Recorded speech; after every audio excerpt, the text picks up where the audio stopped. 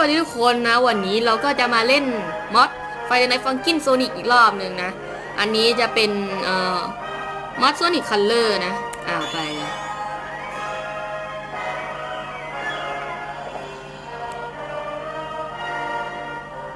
ไปที่สตอรี่โหมดเลยพวกนี้ก็ข้ามๆไปเลยเนี่ยคัลเลอร์เนี่ยมา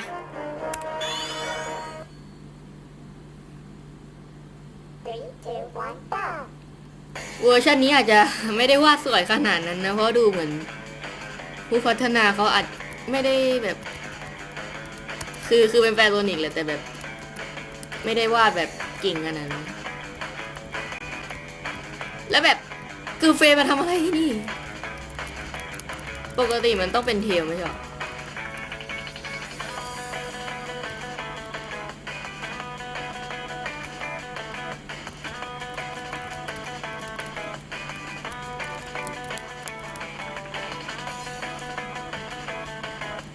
อันนี้ทวิกอลรีสอร์ทนะเฮ้ยนี่ตัวไซอันวิชใช่ไหมที่มันแบบให้โซนิกเป็นเหมือนเลเซอร์พาวเวอร์อะไรนะทำไมไม่เอาเย็กเกอร์วะ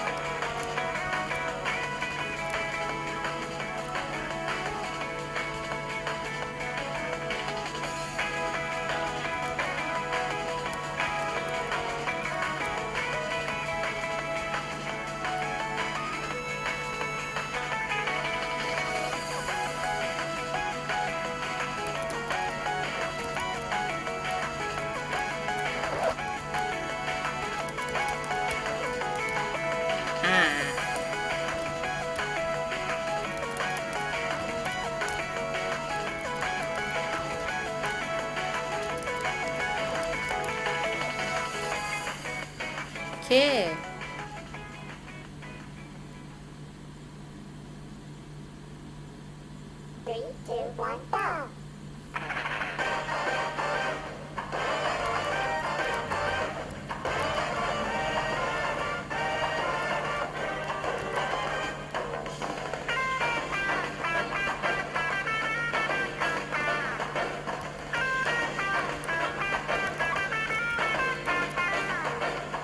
อันนี้ก็น่าจะเป็นตัว Drill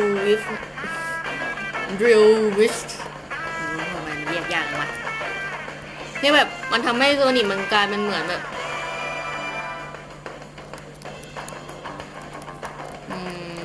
เรียกว่าอะไรดิ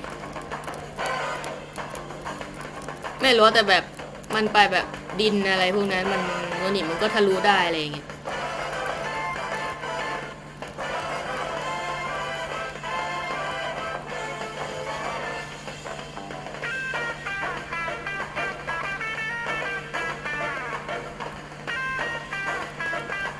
อันนี้เพลง Sweet Mountain นะ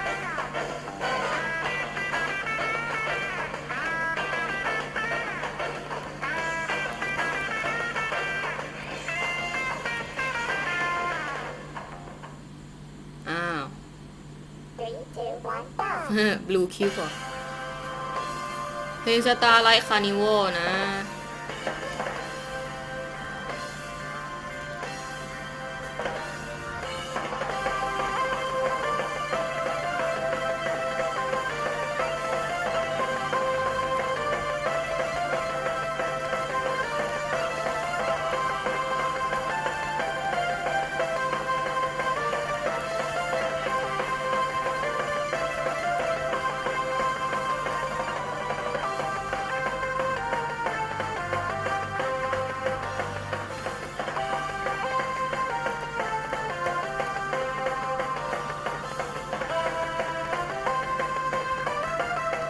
เพลงพอดี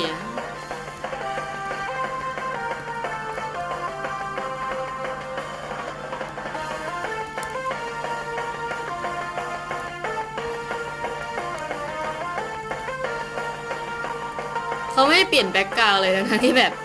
แต่ละเพลงนี้อยู่คนละที่กันเลยนะเนี่ยน่าจะแบบว่า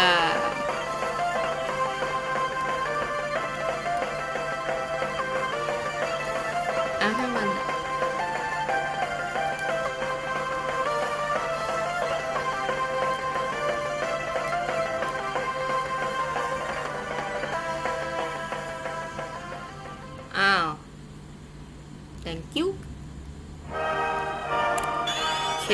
เอาไปต่อแป๊บหนึ่งมันมีเขียนเมทัลด้วยเดี๋ยวกลับไปตอนนั้นแป๊บหนึ่งมันน่าจะมีมอดมากกว่าตรงคัลเลอร์ตรงนี้ลืมอ้าวเฮ้ยเอายักเกอร์เพิ่งมาตอนนี้เหรอดูหน้ายักเกอร์ดิ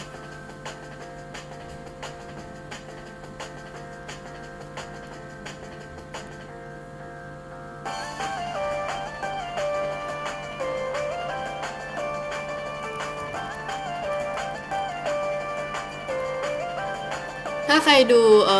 วิดีโอที่แบบลงเกี่ยวกับเรื่องเพลงโซนิกแบบแนวจีนๆหน่อยอะเพลงนี้ก็อยู่นะเพราะแบบข้างในตรงน้ำอะมันจะมีเหมือนแบบบ้านทรงจีนๆอะไรอย่างเงี้ยนะก็เลยใส่ไปเลย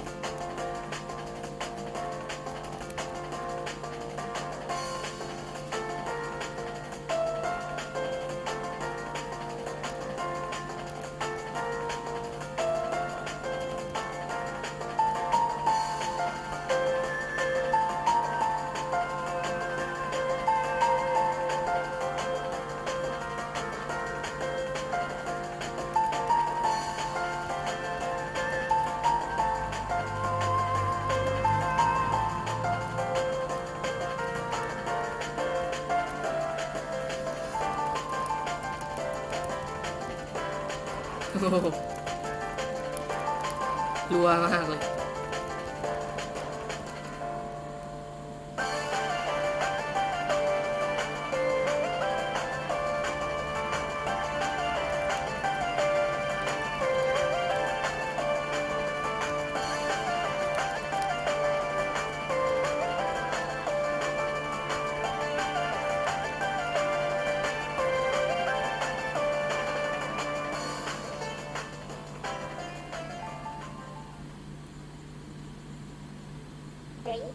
อันนี้น่าจะเป็นพิงค์สไปค์ป่ะ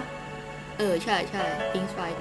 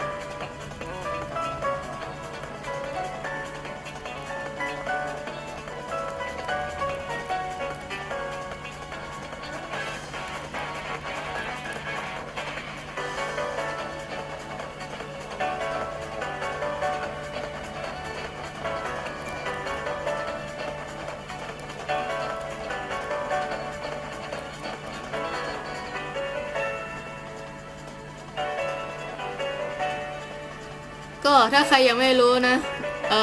Sonic Color โดนรีมาสเตอร์กลายเป็น Sonic Color Ultimate ด้วยแล้วก็ตัว Sonic Color มันออกมาใส่เหมือนใส่2 เครื่องอันแรกก็เครื่อง V แล้วอีกเครื่องหนึ่งแบบหนึ่งเครื่องอะไรวะ DS ถ้าจะเน้นสตอรี่แนะนำ DS มากกว่าเพราะว่ามันมีตัวมีพวกตัวละครโซนิกตัวอื่นคือแบบมันไม่ใช่เป็นแบบโซนิกกับเทลขึ้นมาดูของ X-Men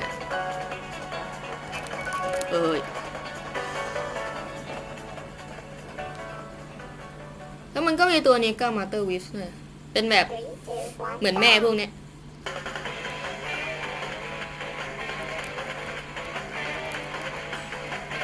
อันนี้ใช่เฟนซี่วิสนะถ้าจำไม่ผิดนะมันทำให้โซนิกกลายเป็นฉลามอะมันตัวอะไรก็ไม่รู้อะเฮ้ยอย่าง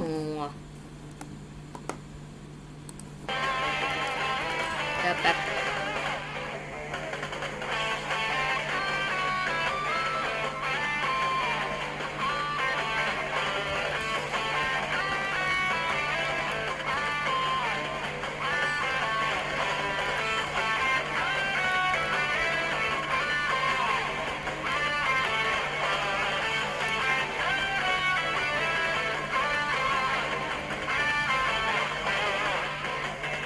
ทุกคนชอบเรื่องราวในโซนิกเป็นเอ้ยไม่ใช่โซนิกในโซนิคคัลเลอร์หรือเปล่ามันจะออกแบบแนวแบบเด็กๆหน่อยก็แฮปปี้ดี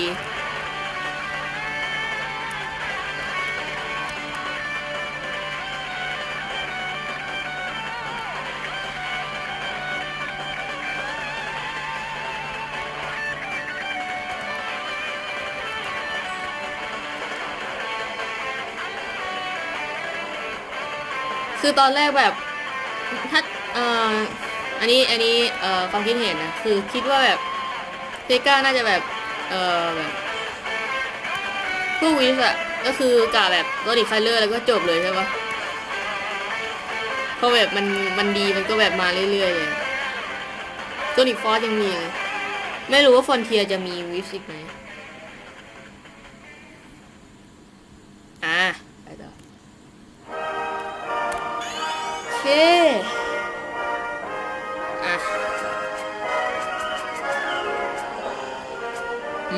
เฟส1เฟส2question mark มาอย่างนี้อะไรเนาะ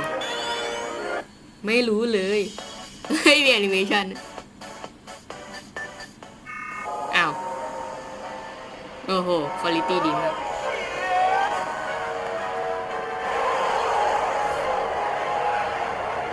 แต่อย่างน้อยเขาก็วาดนะก็ถือว่าโอเค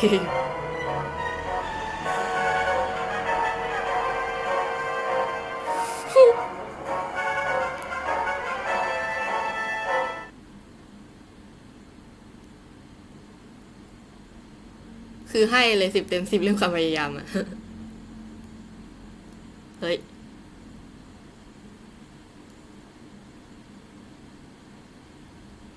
สงสัยเขาโค้ดไม่ได้แข็งขนาดนั้นมั้ง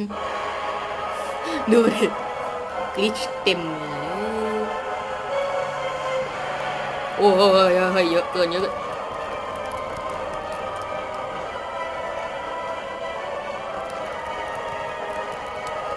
มันมีแค่3 โน้ตนะ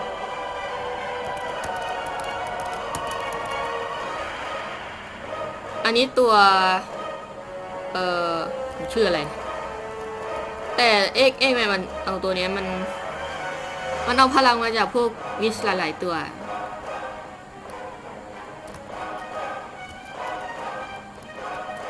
บอสตัวสุดท้ายเกิดมา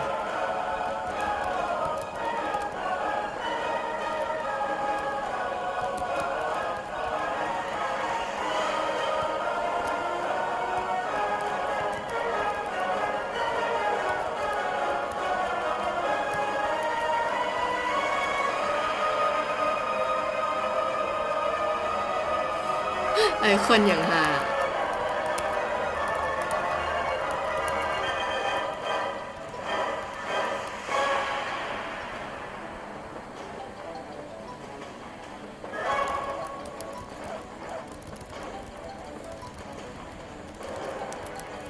เฮ้ยโอ้เฮ้ยอย่ารัวเกินโอเคด้วยคนดิอย่างห้าอุ้ยเฮ้ยไอคอนโซนิกเป็นไรเนี่ยเฮ้ยกดผิดนะ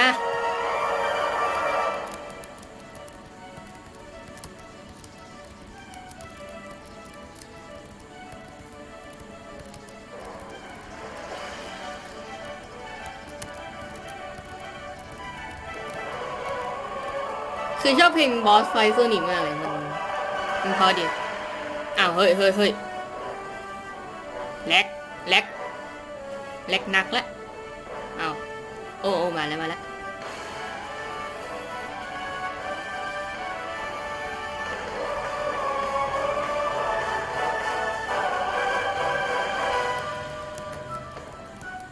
แล้วโซนิกอยู่ไหนวะเนี่ย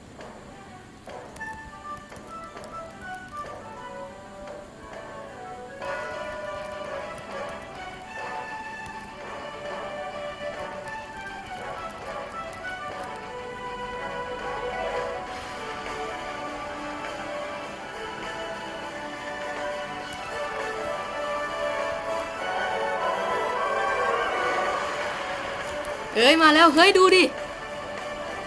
เจ๋ง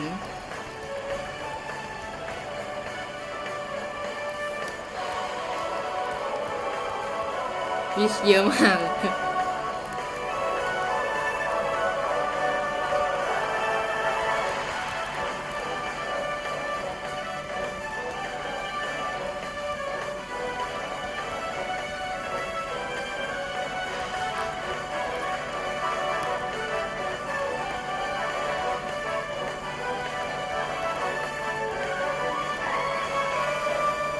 โอ้โห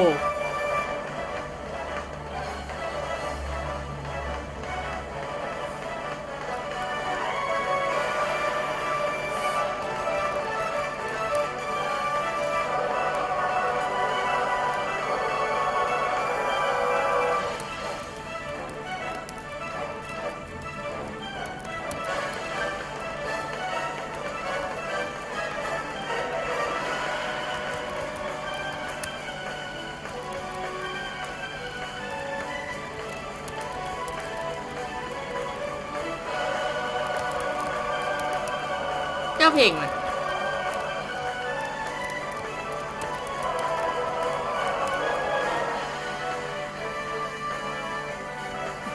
วิสมันเปลี่ยนไปเรื่อยๆเลยตาลายแล้ว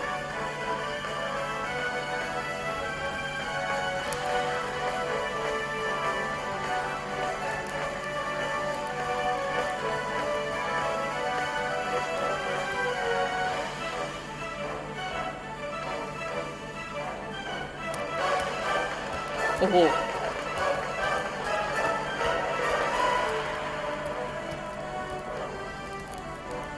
ได้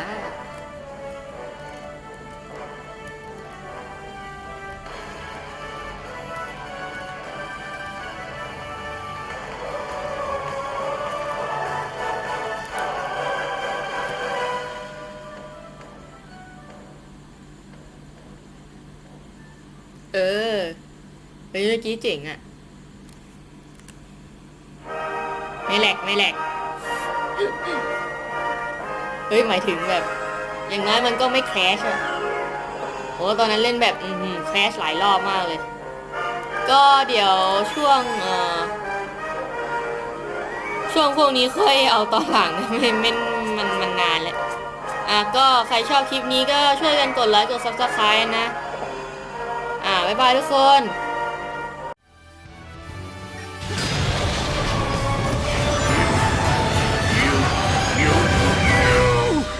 You horrid little hedgehog!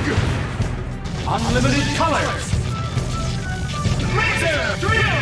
fight, rocket, you, hammer, frenzy! Final color blaster!